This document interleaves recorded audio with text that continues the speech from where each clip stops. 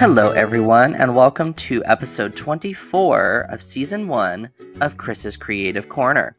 My name is Chris Cole. I'm a small-time author, and today we are getting into it. Today is a hard episode, so I hope you're prepared. Maybe have some tissue, maybe take some time to make sure you're alone so that you can cry, that kind of thing. Be really worried, that kind of thing. Well, the next episode is also going to be emotional as well. So just the next couple episodes are going to be hard, but sometimes in life we have to do hard things. And that's how I see my stories. But first, before we get into the difficult storyline of Porch Light, my romance, we are going to do questions for Chris. Today's first question comes from a friend of mine in my writers group, and they asked me what kind of research I do and how long I spend researching before beginning a book.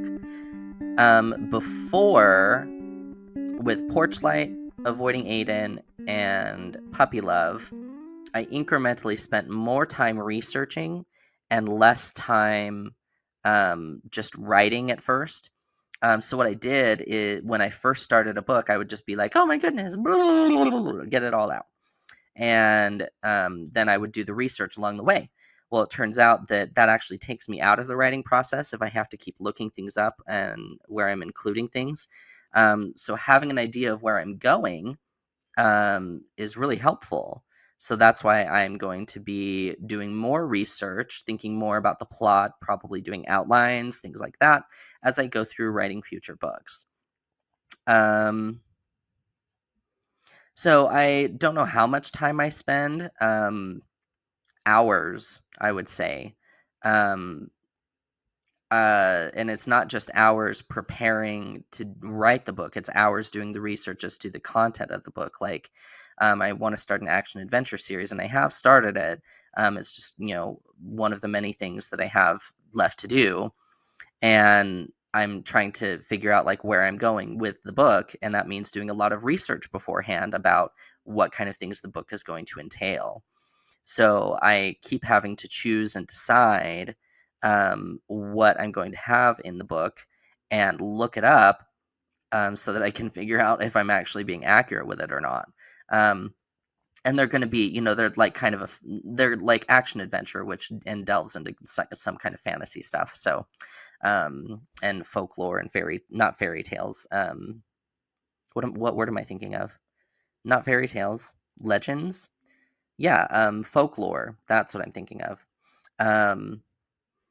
Medieval tales and that kind of thing. So it's delving into a lot of things that are not necessarily real, but still like people believe in the things. And so there may be, it's kind of like I get to make stuff up, but I still get to, so I still get to make stuff up and I still get to do that within the reality that has been created in the world already. So hours and days. It takes me days and weeks to plan out what I would like to do within a book and a series. And so, yeah, it takes a long time. It takes longer now because I want to write series instead of just standalone books. So that takes a lot longer to prep and plan. The next question gets me into a crisis. It's from my husband, actually. He asked me, do you view writing as a kind of spiritual practice? And that, I don't know. Oh, I'm having a crisis of faith, and I have been for a while. For people who don't really know me, I have in the past 11 years or so attended a traditional Episcopal church, and yet they are forward-thinking and progressive. I got married in the church. I was baptized and confirmed in the church as an adult. When I was younger, I didn't go to church. And so I always associated church and spirituality and religion as all the same thing. and they're related. It's like they're all on different sides of a dice or something. But I'm learning that there are more things to the sides of the dice, like just love and giving of yourself and your time, and going and feeding people who otherwise wouldn't have a meal otherwise, all that kind of stuff. That to me is more spiritual because it has to do with nourishing someone's spirit.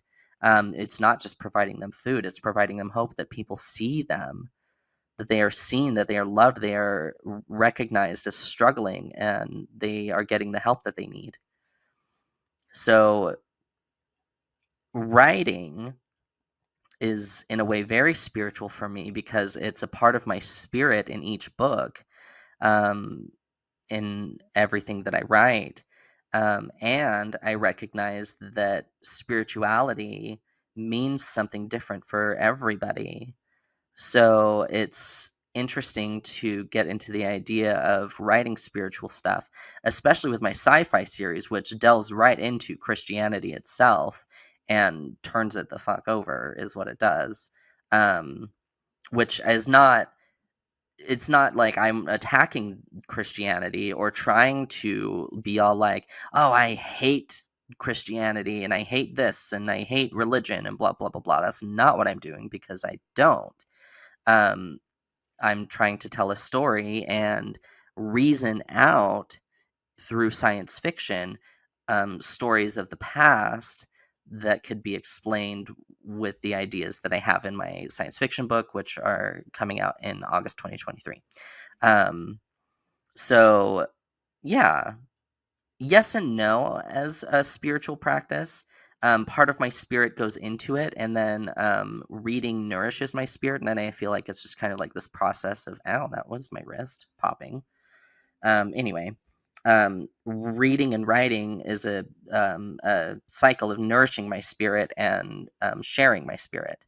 Um, but honestly, I find spirituality a lot of the time with, taking my dog on a walk or something, or being outside in general, or helping people, sharing a connection with someone, um, sharing a drink with someone, and just experiencing that kind of talk where it's like you're getting into the real shit, and you're definitely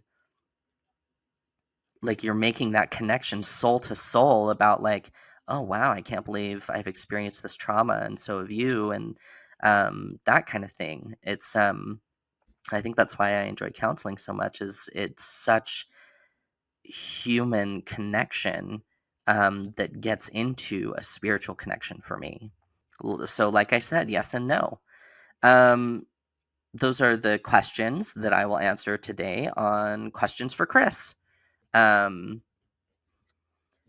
And now we are going to get into a hard chapter. It's going to be a difficult couple of chapters here for us, so I hope that you'll all bear with me and we can all get through this together. It's been a couple years since I read through this. I remember what happens, and it is hard. So I just want everyone to be prepared. So we're in the next chapter. In the previous chapter, Casey, Nick, in the last chapter, Nick, Levi, and Kennedy tried an intervention with Casey. And he was basically like, yeah, I'll stop drinking and doing drugs and stuff when we're recording, because I don't want to get kicked out of the band. But what I do on my time is my time. No one can tell me who to be. So it's obvious he's really struggling. And they tried to help, and we're going to see how that works. They even suggested counseling, and Casey was basically like, fuck off. So we're going to see how things continue to go here in the next chapter. Chapter 24, A New Year. Christmas was a difficult time for us all. We all went back home, but I planned to spend Christmas alone. This time Casey knew, but did not invite me to his parents' house. My mom called a few days before Christmas to see how I was doing and to ask if I was going to join them. My question was very simple. Are you and Dad going to accept me being gay? Well, honey, you just need to give us time, but I know we'd both love to see you on Christmas. So I went. For a few hours. Dad wouldn't even look at me, and when he spoke, it was to Mom only. They got me a new composition book to write song lyrics in. That was really nice. I got them gift cards to restaurants I knew they would like. We had lunch. Mom made macaroni and cheese because she knew how much I liked it. We had that with green beans and ham. It was like an early dinner. I suspected she wanted to have a nice meal with me, but it was definitely the quietest meal I'd ever had with them. Mom tried to force conversation, and Dad and I only replied in short answers. I guess I was more like him than I thought, which got me really brooding. I didn't want to be like him. He was holding on to stupid beliefs from a book that was written by people thousands of years ago to deal with situations that didn't even exist today. Screw him. Finally, I announced I was leaving, and Mom walked me out, putting on a coat and her slippers. Burr, it's cold. She zipped up her coat as we stood on the front porch. Yep. Junior, I think this could really be the start of something good. I laughed. Yeah, I've always wanted a relationship that was clearly tearing my parents apart because of who I am. That's my favorite. Your dad and I... This isn't the first time we've had issues, honey, but this is a big one. I'm not giving up on you simply because of who you choose to love. I didn't choose to be gay, Mom. I chose to live authentically. There's a difference. She sighed. Okay. Look, I'm still working on it, but I've been doing some research. I even found a group that has lots of information. Parents and friends of lesbians and gays. I've been thinking about going to one of their meetings. I looked at her, feeling warmth in my chest. You want to go to a PFLAG meeting? I want to understand more about this. Honey, you're my only child. I just want to see you happy. I looked at her. What if Dad never comes around, Mom? What if he always hates me? She took a deep breath and looked out over the yard. You know, I've been married to that man for over 20 years. I've seen him change a lot, but I wouldn't call that change progress. Maybe I'd have to re-examine who it is I'm married to, if he's the right person for me. I looked at her, astonished. You might leave Dad? She looked at me and patted me on the arm. Honey, I know what it was like for you growing up in this house. I was right there with you. He left us both a long time ago. It just took you coming out to make me realize how split we really are. I found myself giving her a big hug, starting to cry into her shoulder. God, I had missed my mom, and I hadn't realized how much pain I'd been in because of her absence in my life. I love you, Mom. I'm sorry this is hard. I love you too. And life is hard, Junior. I pulled away from her, wiping at my face. Hey, Mom, can you do me a favor? I'll do my best, sweetie. Stop calling me Junior. I took a page out of Casey's book that night and got drunk. I played some video games on my old Nintendo 64, and I was hungover when I went to Casey's parents' house to pick him up and head back to the hotel 2 days later. We hadn't spoken as a group since talking with Casey, and rehearsals had been very businesslike. But he was keeping up his end of the bargain. In fact, he seemed to have a renewed energy, rocking out to songs and riffing here and there. It almost felt like old times. But the friendship wasn't there.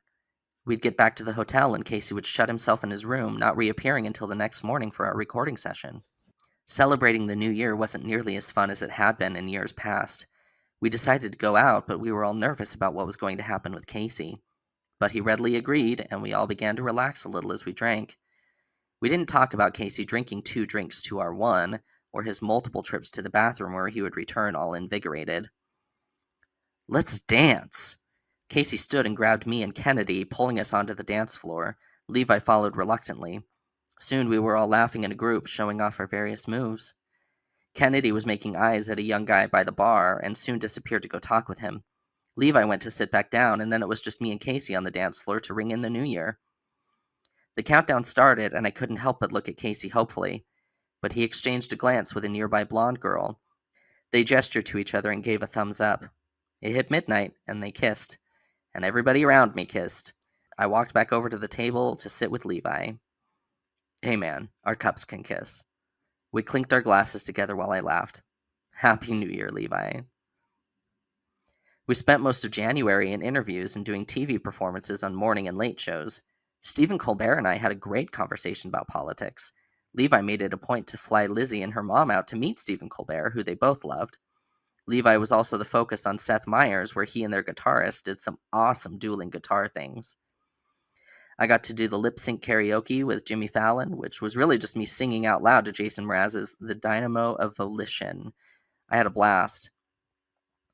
Kennedy was asked to make a special appearance on Samantha Bee, which was really exciting for her. And I loved Sam. She was really funny in person as well. All of this was to promote our band for the Grammys. 6 nominations. It was awesome. But I couldn't help but notice the change with Casey. He had almost too much energy, staying up late at night and still being awake early in the morning. He was also penning a lot more songs, many of which could be used for our next album. I thought they were really good, but Levi didn't feel them as much. Soon, it was the night of the Grammys. I had spent money on a really nice tux with fancy rainbow trim around the sleeves, collar, and pant legs. But my shoes were black. I didn't want to go totally flaming. Just flaming enough to make a point to my parents. When I had told them we were nominated for 6 Grammys, they were very impressed. I was picturing my father's face and smiling widely for all the cameras because I knew he was just red as a tomato looking at my suit. I had also been tapped to present the award for Best Pop Vocal of the Year. I had reporters asking me all kinds of questions about how I felt, what I was wearing, and whether I'd heard the latest snub Kanye had delivered to Taylor Swift. Kanye? I looked at the camera with an innocent smile. Huh. You know, the ones who are yelling for the most attention are usually the most insecure. So, lots of love to you, Kanye. Lots of love. I stepped away and bumped into Casey, who had Veruca Adams on his arm in a dazzling lavender gown. She'd overheard. I can't believe you just said that. I shrugged. If it stirs up drama, we get in the press, and Omar likes it when that happens. The press do love to eat up rivalries more than anything. Veruca smiled and waved to someone up ahead. Then she lowered her voice and leaned into me. My feud with Shailene Woodley? Totally fake. But that movie's made a lot more because of the supposed behind-the-scenes rivalry. Wow, you think you know a celebrity. When we got inside, Casey excused himself to the bathroom. He looked kind of pale, but when he got back, he seemed okay. We all took our seats as the awards show began. I noticed Casey was furiously tapping his leg and looking around. Dude, you alright? Levi leaned in to whisper to him. Casey just nodded. Veruca tried to grab his hand to get him to sit still, but he jerked away. She looked at me concerned, and I shrugged. The awards went on. Finally, they got to our category, Best Alternative Music Album. And the winner is... Taking Back Nick. I felt my eyes immediately burn with tears, but I blinked them away as we stood up and hugged each other. Well, except Casey. He sat there, eyes huge. I grabbed his arm and gently helped him to his feet. Casey, we won! We fucking won! He gave a weak smile. Something was definitely wrong with him.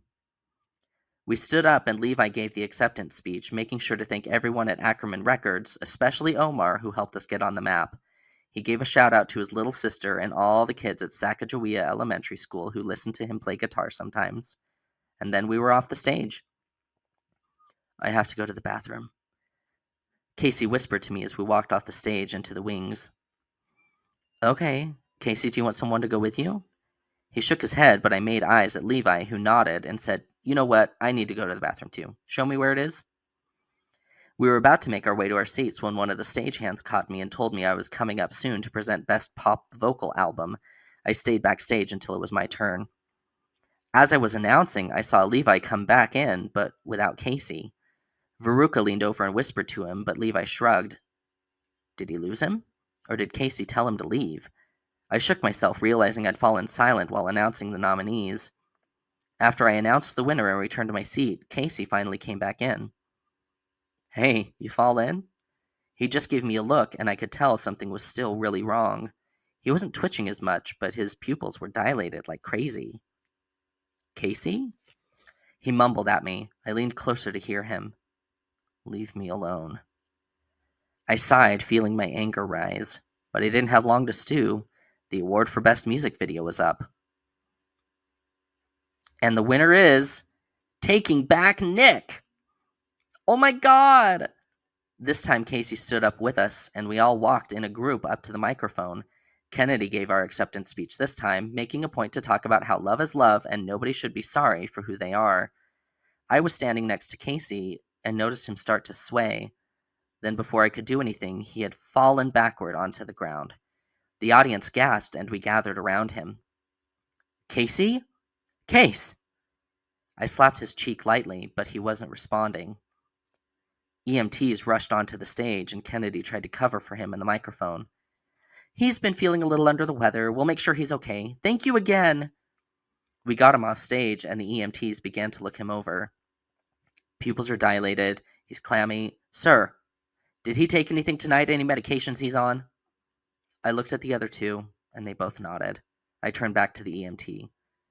He's been popping pills tonight. I don't know what kind. He also has a drinking problem. It's too crowded back here. A stagehand came over to shoo us away. They'll take care of him. Please go back to your seats. Best new artist is coming up. The rest of the night was a blur of emotional peaks and valleys. We won the Big Four, all in the same night, one of only 3 musicians to do so in the history of the Grammys. And the winner is Taking Back Nick. Each time it was announced, I forced a smile on my face and we got up to accept each award. And each time we stepped off stage, we asked about Casey. He wasn't backstage anymore, and we couldn't find the EMTs. Each win felt empty without him. I felt like I was in a fog, 2 sides of the same person. I was reveling in the moments and worried sick about Casey. I felt like an asshole. What if Casey needed me? What if he was asking for me or for anyone? He was completely alone, and here we were winning all the Grammys and smiling and waving without our best friend there beside us. It wasn't until the night ended that Omar finally texted me 3 words. He overdosed, Nick.